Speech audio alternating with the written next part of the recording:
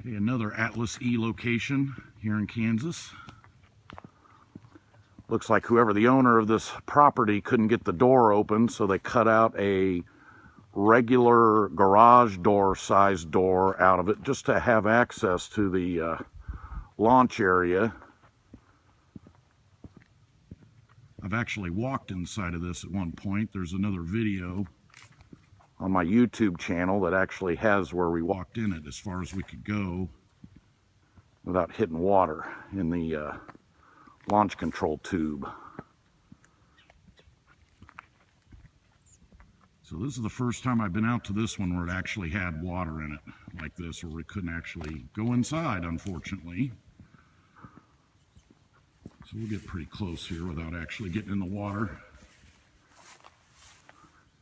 The little piece of equipment there on the ground is a wire junction box that was used to send data from the launch in computers to the actual missile itself, which is that box right down there.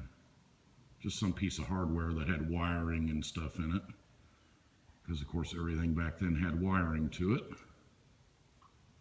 Fortunately, can't go in there because it's pretty nasty, moldy, nasty water right there. Let's make it up to the top now.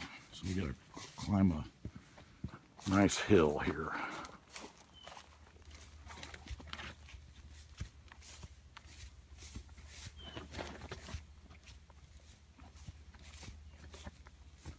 And of course, here is the main launch door on the top. This one you can actually see the movement of it a little easier than the other one. You can see these concrete slabs here. It slides that direction. Ventilators and escape hatches. And why this guy tore holes in this roof, I have no idea.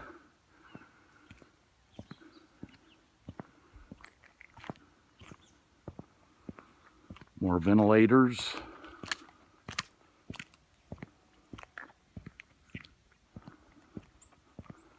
Pretty big difference between this location and the other location, that's for sure.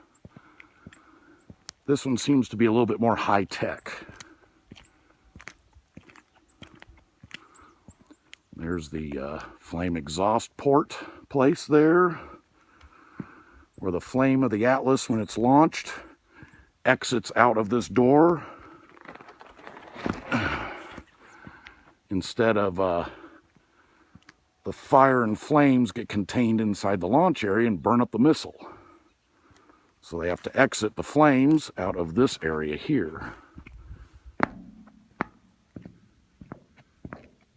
And it rides on railroad tracks. Slides all the way back there. And again, this opens and slides within 15 seconds, just like that big door up there.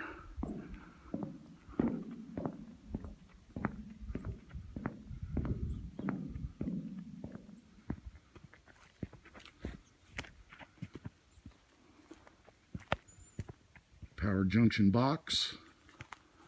So it's got some stuff in it, not much. But this place sure has a heck of a lot more stuff to it than the other one we were at, that's for sure.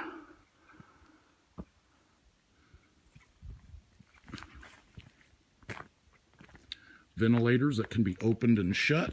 You might be able to see in there. Little collapsible tops on the ventilators.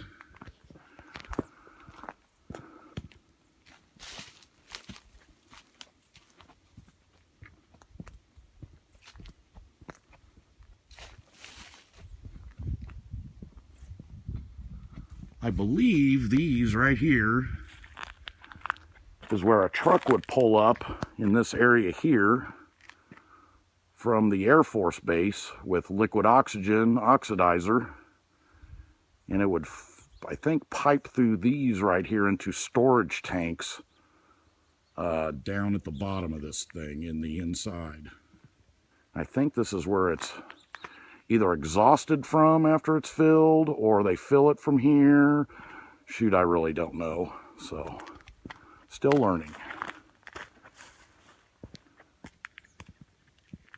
Lots of unique artifacts still left at this location. And there you can see how the ventilator works right there. Now it's got a top that can go up and down on it. Just like so. Back on the missile roof.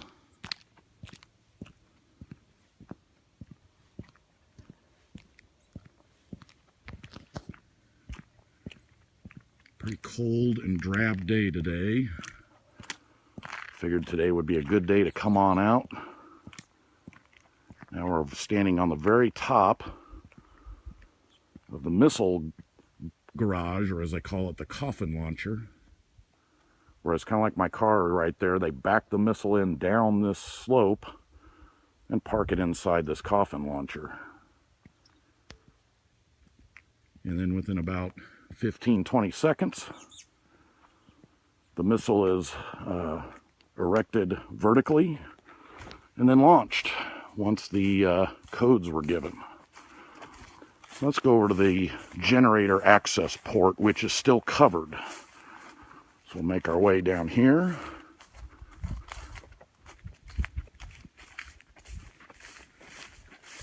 Kind of like the other one that had the hole in it, where they took the generators out. This one's completely flooded with water. And that's what it looks like with it covered right there.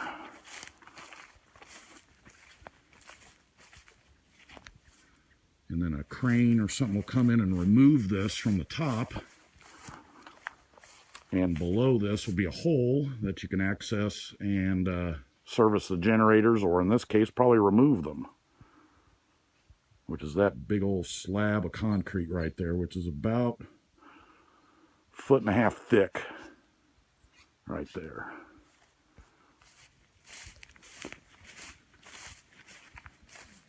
Of course, your escape hatches full of water, don't fall in.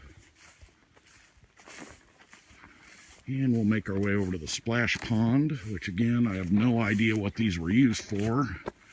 Sure wish I could find out. It's right over here.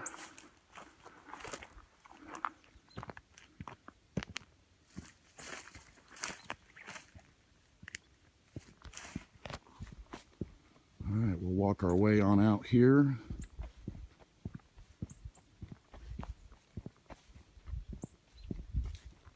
And there you can see where erosion is taking place. And you can see the concrete creeping out of the ground right there. That's actually part of the launch control area and the living area right there.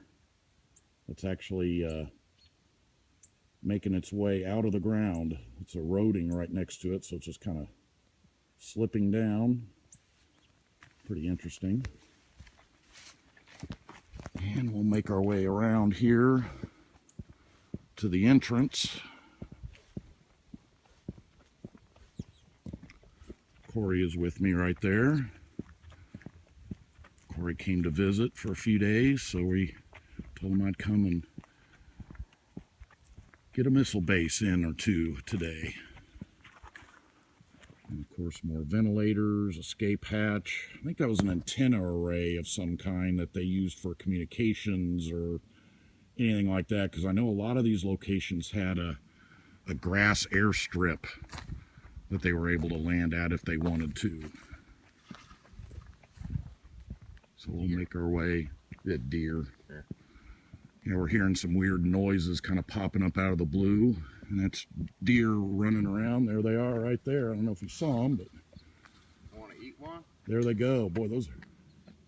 There they are. Those ain't West Virginia deer, that's for sure. Good. Those are big ones, too. Look at those guys. Uh-huh. Wow, those guys are big. All right, make our way out to the front. Of course, the original gating's still here, just pretty unique. And the original motor that used to open and shut the gate, everything's still all here. Pretty interesting. I don't know what the heck this thing is. And then we make our way out to probably, I think, probably one of the coolest things you're ever going to see at any of these locations. This is actually the missile structure that tilts the missile in the coffin launcher to launch it. And then they also use it to transport the missile from, I'm betting Forbes Field Air Force Base to here. It's kind of my theory. Now, there was a story about this location where they had a faulty missile that had a fuel leak, and that they had to ship the missile back to Convair out in California. Well, by the time the missile got repaired, they shut this place down. So this was a active location for about a year, but it had no missile. So I think they just left this out of here, because probably what they did is when the missile became defective, they just put it on a truck and trucked it out of here and just left this sitting here. When you're supporting a missile that's about 75 feet long, you got to have a pretty massive support structure. That it is. I mean, just the sheer size of this thing is just pretty awesome. Yeah, the tubing's a half-inch thick at least. And it looks like they tried to cut into it to maybe remove it or do something, who knows, but... Probably got tired of that.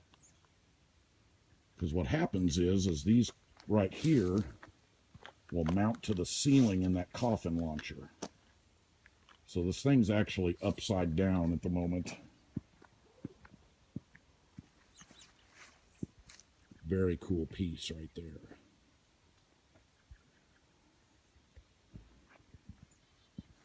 We just so happen to make our way down these creepy missile streets right here like that. That's where the street we came in on right there. And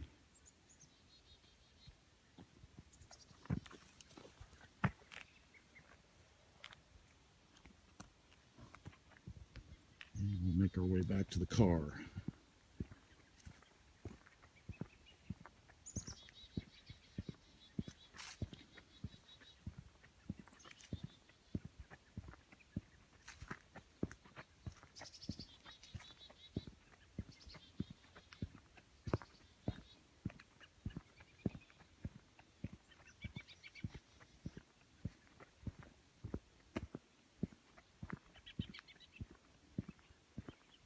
The other location completely got my car all muddied up, which is going to be fun to clean, as you'll see here in just a second. My wheel wells are completely packed full of mud. Luckily, it didn't make my wheels out of balance or anything.